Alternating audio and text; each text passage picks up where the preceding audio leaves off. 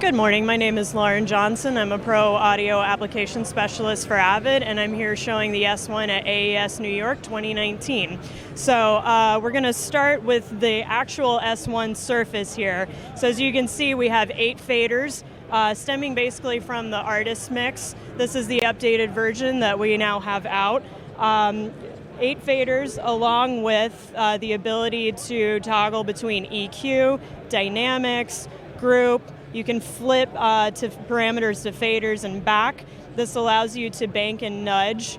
And we have an Android app here running the Avid Control app. So this basically allows for a reflection of whatever's happening on that channel to be here. So these are acting as a slave to the S1. And as you can see as well, we have solo and mute buttons, knob controls, and then we have these little chiclets down here. So basically, if you look at an S6, this is very similar where you have shift control options, some user programmable buttons down here. And like I said, bank nudge, channel, all that kind of fun stuff. So if we move over, you'll actually see there's 3 of these. This is the first time we've actually shown this all together along with the dock. But what's cool about the surfaces is, hang on one second, they're magnetic. So we have industrial strength magnets at the corner or at the edge of each of these. So it allows them to pretty much snap together.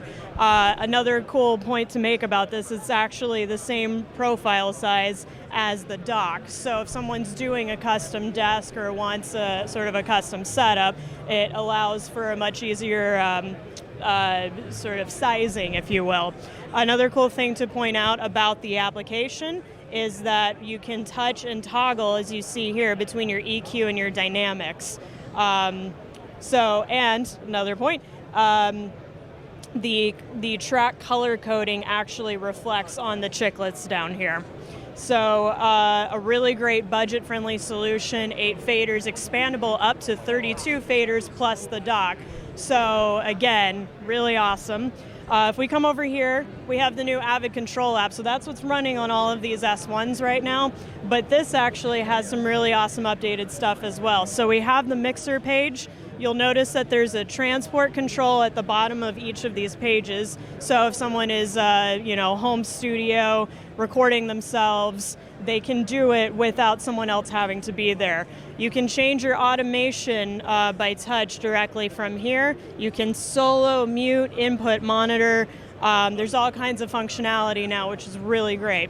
If we go to the next page, you'll see a tracks page. So this reflects, obviously, the M40, the M10 of the S6. You have the ability to select tracks. I also have created a VCA spill on this. So if you'll see here, I've touched like drums, bass, whatever, and it spills out directly to the S1. So if I'm dealing with a very large post-production session or music session, this is actually the perfect way to function for a mixer.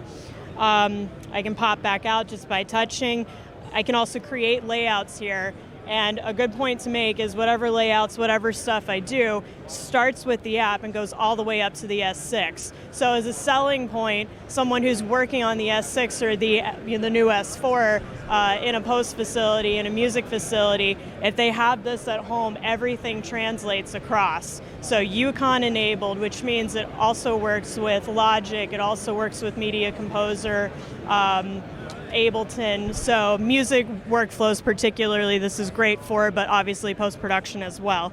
If we move on to the next page, this is the channel page. So what's really awesome about this is now we have the meters up here, as you see, where I can scroll.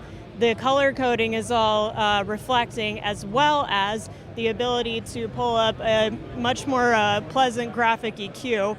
Dynamics, inputs, inserts, sends. So paired with the dock here, you see I have the knob control, which is really great, really powerful workflow solution. Can pan as well.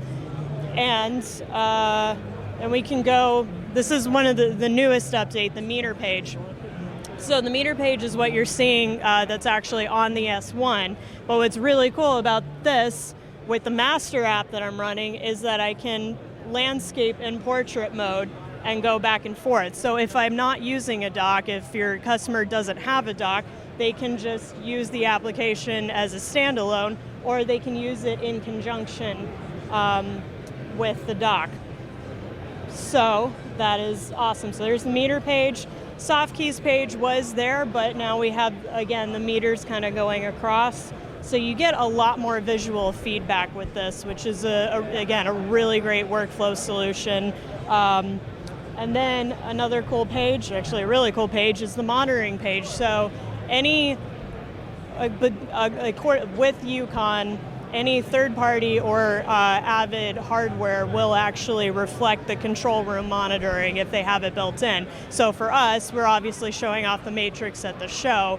The matrix, whatever sources I've made will reflect here. I have a main and 2 alts, and then I have 4 sets of monitors here. I can dim, I can cut, and I have access to my fold down. So another great point I would like to make about the S1 is that we are now supporting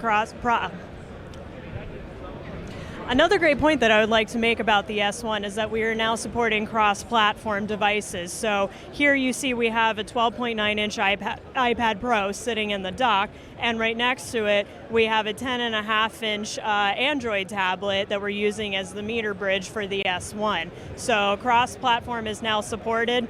You can also run this on your smartphone. It doesn't necessarily have to be a pad-like device, but we're allowing a lot of flexibility inside this workflow.